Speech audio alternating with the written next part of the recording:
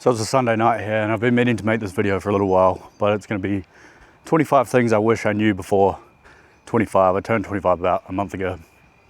This is coming from someone who's been to university or college if you're from America, worked a 9 to 5, worked construction, tried 2 businesses, have also moved overseas alone to pursue something bigger than me as well, and done the drinking, done the drugs, done the partying in my lifetime, found a relationship with God. So I'm not going to push a certain God on you or anything like that. I'm just giving you a point of reference on what I've experienced and how maybe this video can help you. And I've got about 11 minutes before my storage runs out, so it'll be quick.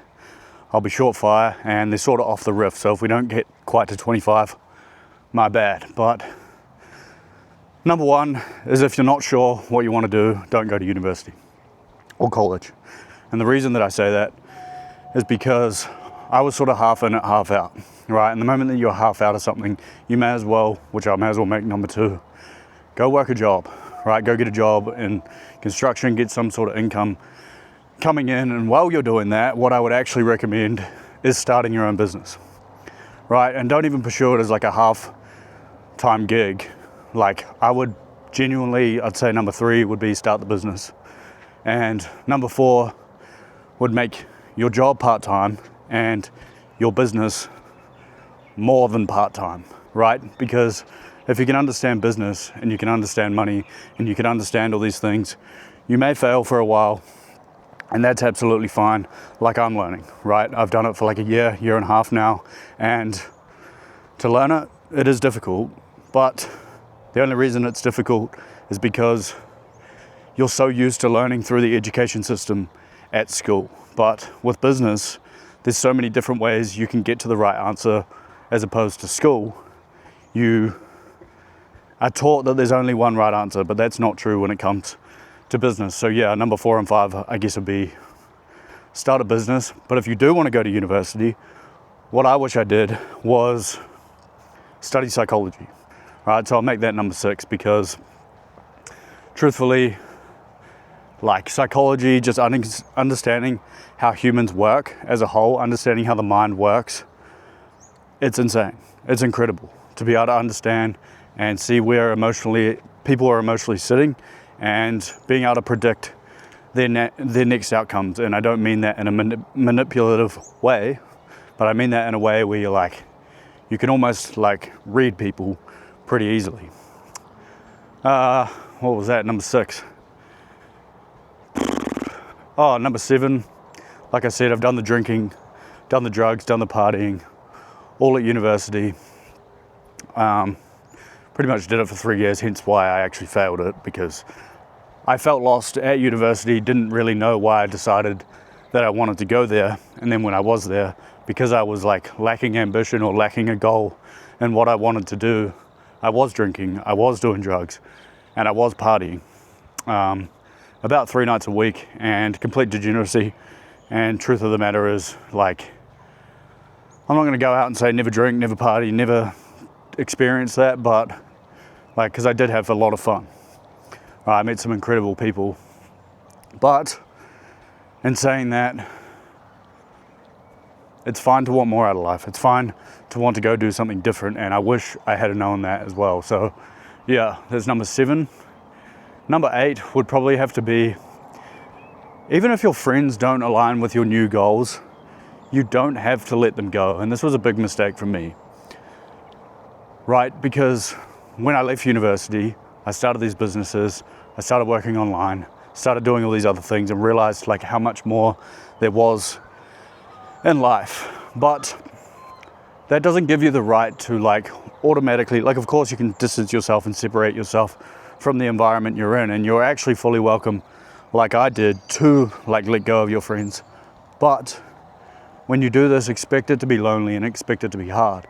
There will be certain people. I have a massive shout out to 3 of my friends, Ryan Holgate, Sam Kendall, and Danielle Beebe, who are still all very supportive people in alignment with what I wanted.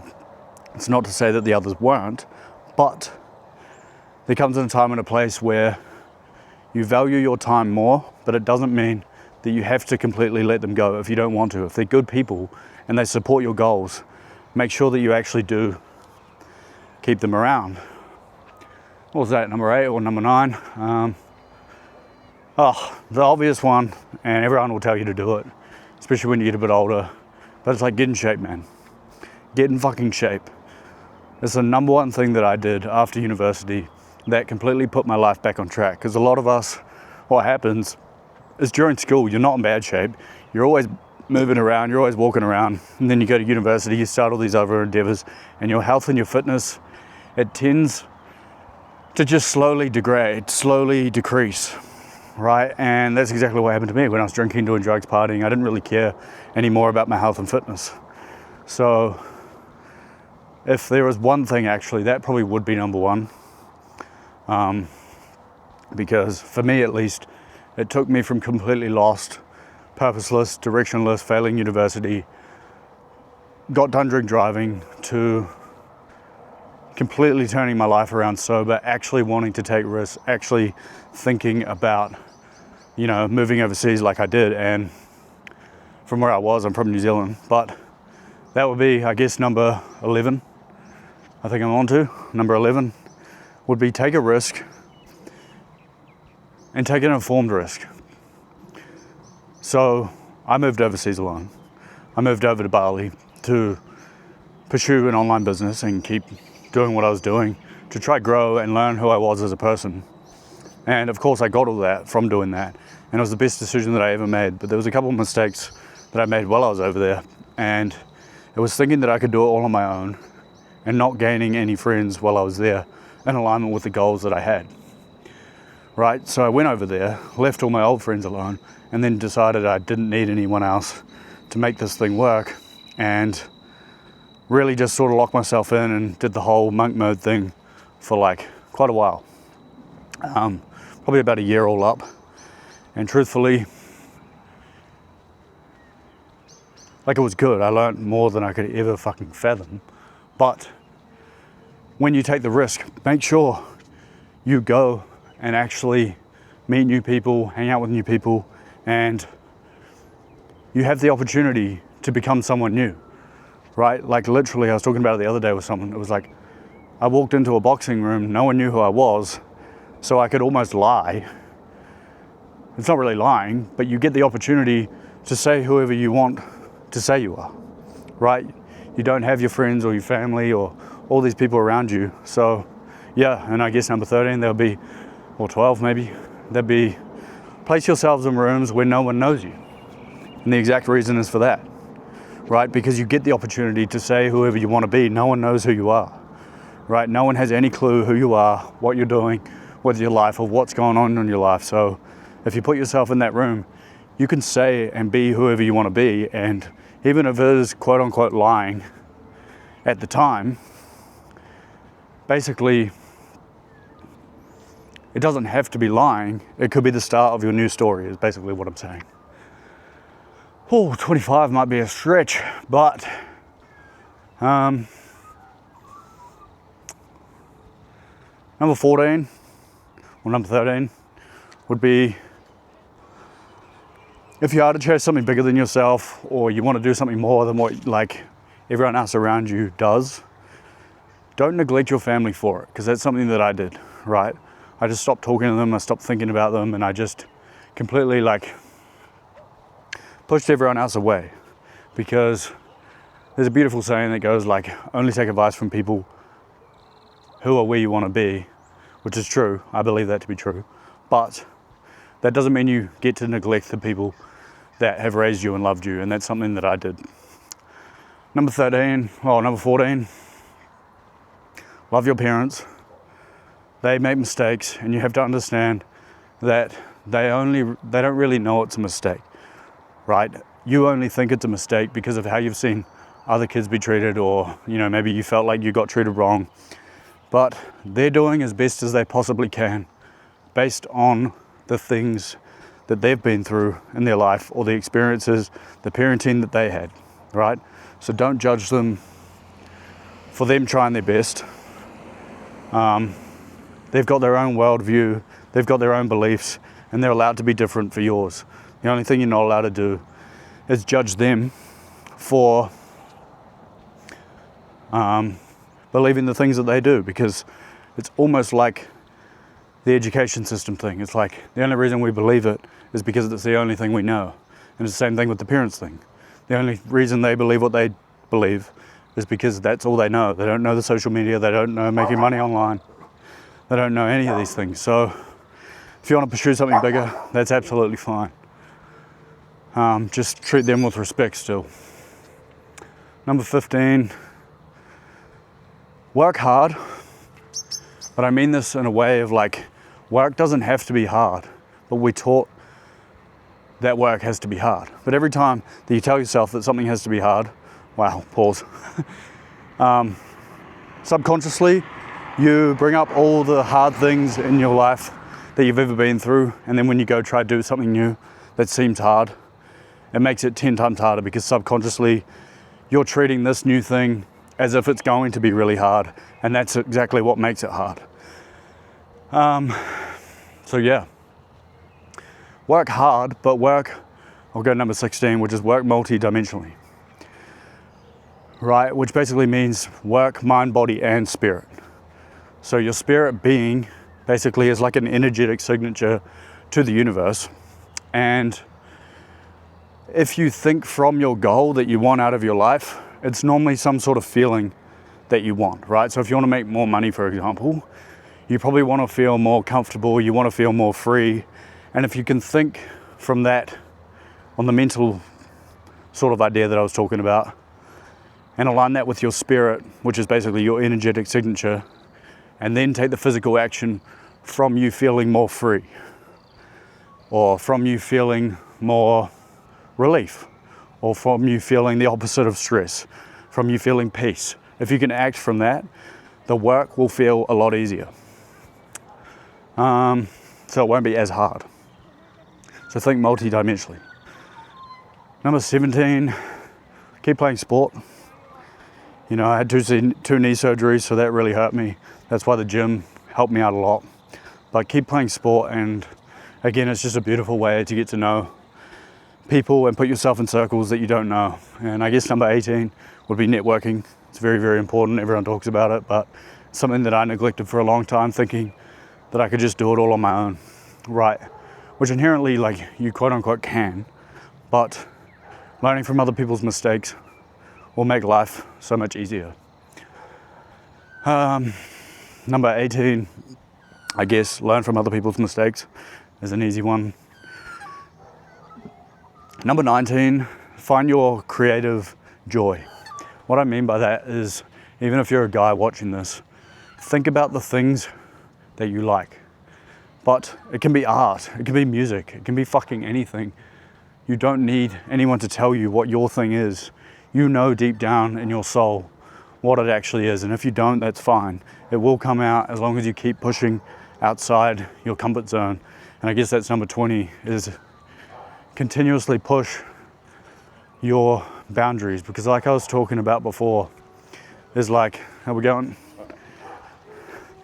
Like I was talking about earlier, it's like we have a spirit and we have an energetic signature, and when we have the mental, and your mind is really your only limit, right? What you think you can achieve, you can achieve. So if you think you can envision something in your life, the universe doesn't know if it's big or small. The only thing the mind does is think it's a man-made construct, or we put emphasis on things and try make them big or small in our minds to try be able to understand them a little bit better. But the whole universe, like, it doesn't really know if a mountain's big or small, which sounds dumb, but it's true. I mean, I studied this stuff for like a year and a half on my own. 21 or 20, I think it's 21. Be kind, pretty easy. Be kind, but also understand, like, there's a great saying that Alex Moses says, it's like, to be extraordinary, to be exceptional, you have to be the exception. But understand that being the exception doesn't mean the thing that you're doing is wrong. It's just a different decision to what other people want, right? Or to what other people do. And it's a beautiful way to articulate something. Is like, it's not inherently more difficult to do something different. It's just a different choice. That's all it is. And if you can simplify it down to that, then you're going to be absolutely fine. 22.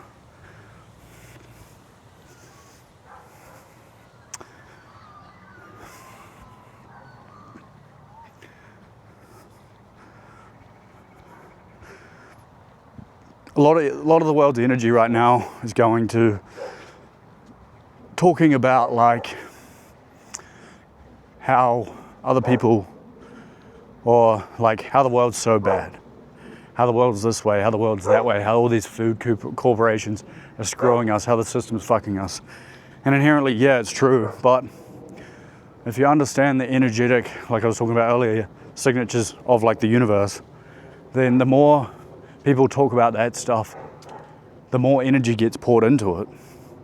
So instead of doing that, spread love, spread peace, and spread joy, or spread whatever you think the world needs. And I guess 24 would be, when I say love, love doesn't mean all happy-go-lucky. Love means telling the people if they're doing something wrong, that it is wrong. Right? At least in your idea, at least in your perception, at least in your eyes, that it's wrong. Right? Don't back down. Don't think love means telling someone that they look good in a dress even though they look like shit. Love is telling them that they look like shit, and you think that they look like shit, and saving them from a whole lot more embarrassment and a whole lot of people talking shit behind their back. And then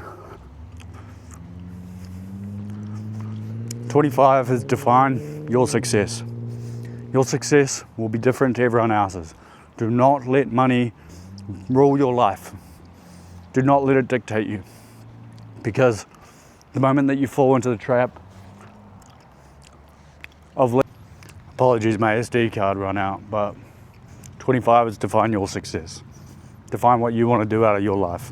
It doesn't have to be what anyone else wants it to be for you. Define it for what you want out of your life, because at the end of the day, you may not think that you have a choice, but you do.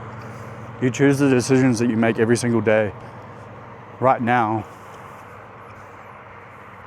anyway. So you can choose them in alignment with the things that you actually want out of your life. And it's beautiful to understand that, because most people don't. And it's sad, it's horrible, but I guess I'll finish on 26, which is find a spiritual relationship with a God, or with whatever you deem to be God.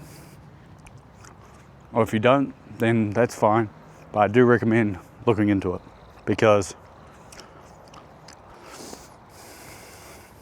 when I found it, him, her, whatever, God, you can't define an infinite being, right? So when I found God, my life got better. Still a lot of challenges, but my life definitely got better. So yeah, those are my 25, I guess 26 lessons. I don't even really know if I got all of them right, but hopefully they help you, and go out, achieve your dreams, achieve your goals, and never quit, man.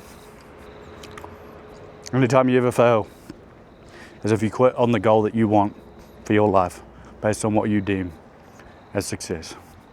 Love you guys.